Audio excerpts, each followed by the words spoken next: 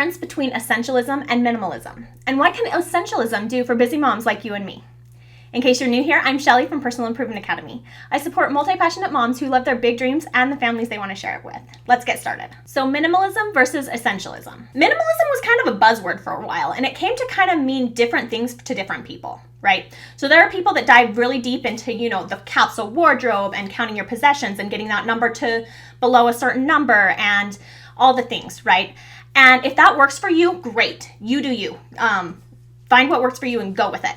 But for me as a mom, that felt rigid and restrictive. I find a different interpretation a little more helpful to me as a mom. To me, when I think of minimalism, I think of being very intentional about your physical spaces. I think of simplifying your physical spaces, minimizing distractions, being a ruthless editor about what you allow to come into your home and your space. And there are definitely mental benefits to that as well, right? Clean space, clear mind. Whereas with essentialism, we're being intentional with our commitments, right? So yes, it includes your space, but it also includes your time, your energy, and the effort that you're willing to put into things. So for me, I first started out kind of digging into the minimalism side of things, right? I wanted to simplify my spaces, but then that kind of grew, and then I discovered essentialism, which I feel like is kind of a superset of minimalism. It does include being intentional about your space, but it also includes being more intentional about your time,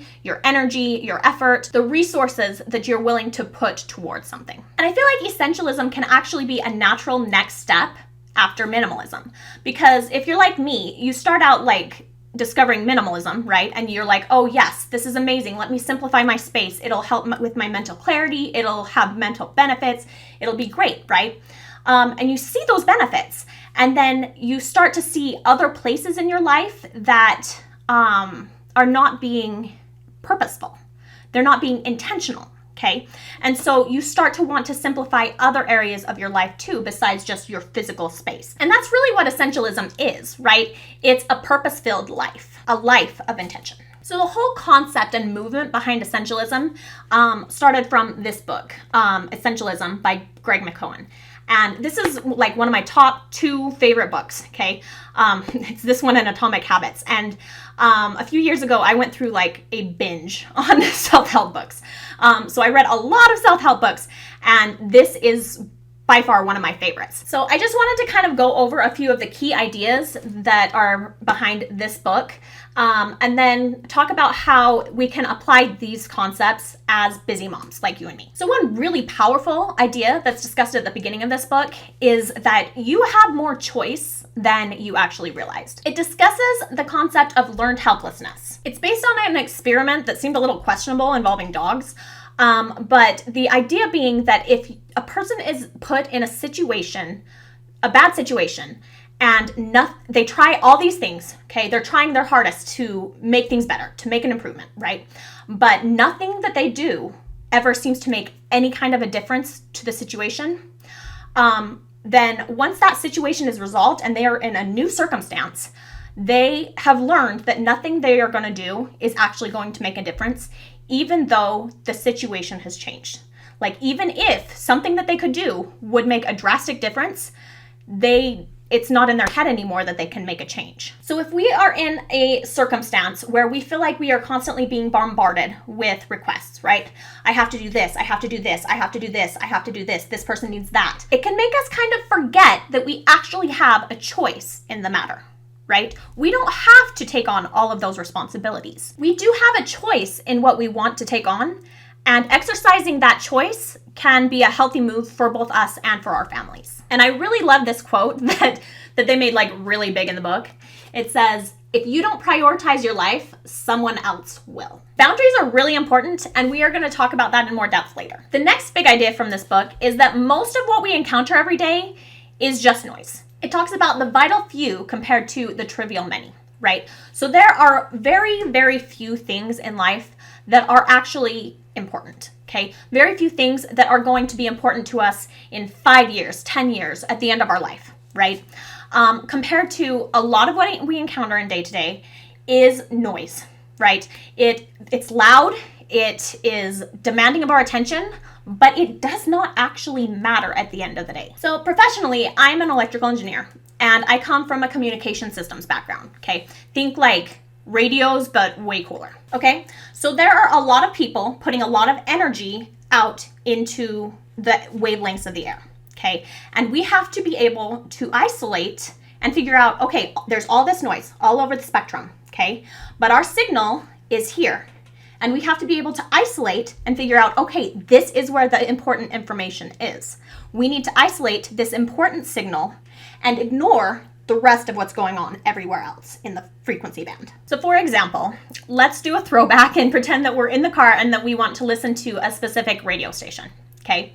If you are scrolling through all the different frequencies, right, you're gonna hear a lot of noise, right? A lot of things that don't make any sense, that don't add any value, okay? And you're gonna scroll through the frequencies until you find the frequency that your radio station is broadcasting on. Until you hit that frequency where your radio station is, you're going to hear a lot of noise, you're going to hear a lot of chaos, you're going to hear a lot of just stuff that doesn't bring value, okay? And it's similar in our lives. Another example. Imagine that you are in a big crowded room with lots of people having lots of conversations, okay? Maybe it's like a big like networking event or something, right? There are a lot of people talking, a lot of people having different conversations. If you try to listen to everything that's going on, you are going to be overwhelmed. You are not going to get anything out of it, okay? And there's not a lot of value in that, right? Whereas if you are focused on one person, okay, the person in front of you that is talking to you, okay, you are better able to tune into that person, to really focus on that person, and to be able to create connections there. The point is to be able to pick out the things that actually matter and focus on those and ignore everything else that comes across your path, okay? It's about doing less but better. It's about finding what your highest contribution is and focusing on that, like laser focus on that, like ignore everything else so that you can accomplish the things that are actually important. Because there are very few things that are actually truly important. It's about getting the right things done. Sometimes what you don't do is just as important as what you do. The next key idea from this book is the reality of trade-offs. I see this in engineering too, right? If you want a really beefy, super powerful processor, it's probably going to come at the expense of having a large footprint, like it's going to take up more physical space, and it's probably going to take more power to run the processor. It comes down to a balancing act of what do you really want compared to what are you willing to give up to get it. And it's the same in life, right? If you really think about it, it is literally impossible for you to be able to choose every single opportunity that ever presents itself in your life. Right? There are just not enough hours in the day. Once we accept that fact and realize that we literally can't do it all and give ourselves the permission slip to stop trying to do it all, it simplifies everything. And it allows us to design a life that's really intentional and purpose-driven for us.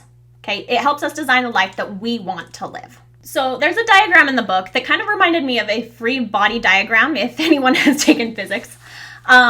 But it's the idea that your energy, if you're putting it in all different directions, you're not going to make a lot of progress in any of those directions. Whereas if you take all of those little energies that are going all over the place and concentrate them in one direction, you're going to be able to make great strides and make a lot of progress in that one direction. Whenever you say yes to one thing, you are by default saying no to something else. So by being more intentional about the things that we're turning down, we're also being more intentional about the things that we're actually going to be spending our time on and our energy. Okay, so now that we've set up that foundation, let's get into the actionable steps that we can take as moms. As we move into our actionable steps, let's start with stuff from the chapter about clarifying. One decision that makes 1,000. If you've listened to me talk for more than about 5 seconds, you probably know where I'm going to go with this. Core values. Figuring out your core values and establishing what is important to you gives you a ruler to hold up any request against to see if it's aligned with what's important to you. It makes everything an easy yes or no based on whether it's aligned. And that can really help with your cognitive load. You can get my core values workbook at the link in the description. I also really loved the question that this chapter posed to help us really define success criteria. How do we know when we're done? So a really obvious application of this is when you're trying to get your kids to clean their bedroom. This may or may not come from personal experience. So you ask your kid to clean their bedroom, right? and then an hour later you see them playing or doing something that you feel is not on task because you look at their bedroom and you say, oh, this isn't clean, right? So it comes back to the question, how do we know when we're done? So we want to clarify and define success criteria, right? So this might look like a bulleted list, right? Make your bed, make sure that your clean clothes are folded and put away, make sure your dirty clothes are in the hamper, and make sure that the floor, including the closet, is ready for a vacuum. That way there's no ambiguity. When you say clean your room, it means these 4 things. Your kid knows exactly what is expected of them, and you know what standard to hold them to. Also, bonus tip, if you have kids that are too young to be able to read, I love using pictures as visual management, right? So you work with your kid to clean their room and make sure everything looks how you would expect it to be when it's clean, and then you take a picture and you put it right next to the area you expect to be cleaned. Okay, that way it's kind of like a spot the difference game for your kid, right? They're like, oh, in the picture it looks like this, and I don't see that looking the same here, so they know what to fix. These next action steps come from the chapter on Select, the power of extreme criteria. I've said over and over and over again that if something is not aligned with your core values or you don't have the capacity to take it on, it is okay to say no.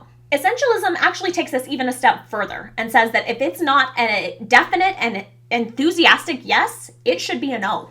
The reality is that there are a lot of really great opportunities for us and for our families. So many that it is literally impossible for us to take them all on. For our family, it's important for us to instill in the kids a love of culture and the arts and to be able to experience a lot of those kinds of things. So as the school year comes to a close, there are a lot of these kind of performance type activities at the local high schools, right? You've got ballroom showcases, you've got the school plays, you've got dance showcases, you've got choir showcases, like all the arts things are doing performances around that time. And so since we value that, we are taking the kids to these events so that they can experience it. So after taking our kids to a bunch of these kinds of events, we found that it was starting to be a little too much for our kids. During one of the performances, we looked over and my daughter is asleep in her chair, quietly sleeping, kind of snuggled around my husband's arm. And my son was next to me and he was kind of curled up in his chair asleep as well. So we came to find that it was becoming a little too much for our kids. Okay, and at that point, even though we had planned to go to a choir concert, we decided it was too much and we decided to opt out. It's okay to say no to good things. Okay, so next question. How do you determine if it's a definitely enthusiastic yes or if you should decline? So some people will feel it like in their gut, right? They'll get this feeling in their stomach that it's just like this visceral feeling of like, yes, this is a yes for me. They can just feel it in their gut whether or not they should take something on. So for me, my decisions come more from my head. Like if I get a thought and I just can't stop thinking about it in a good, like excited way, I know that that's aligned and I know that that's something that I need to pursue. So pay attention to your body. Your body will tell you if something feels right or if it's something that maybe you should pass on. I said that we were going to come back to boundaries, and there is literally a chapter on that in this book. The book tells a story about a school that is near like a busy road, okay? And initially, the kids are only allowed to play near the school building, far away from the busy road to keep them safe, right? And then later on, a fence was built around the play area to be able to allow the kids to be able to play in the entire area instead of being limited to just a small subsection that was far away from the road. Similarly, when we set healthy boundaries, it allows us to be able to explore all the options that are available to us, not just the ones that other people are setting for us. I love this quote by Prentice Hemphill. Okay, it says, "Boundaries are the distance at which I can love you and me simultaneously." Let's talk about a couple ways to say no without actually saying the word no. You can use a counteroffer, which takes the form of, I can't blank, but I can blank. Okay, so you may not be able to help them with the specific thing that they're asking for, but if there's something in a more limited scope that you're willing to help them with, this can be a great option. Another way to decline is to emphasize your current priorities. I'm really focused on blank right now, so I can't really take that on. Another way to decline is with a referral. Okay, so you say, I can't help you with this right now, but maybe so-and-so would be able to help you.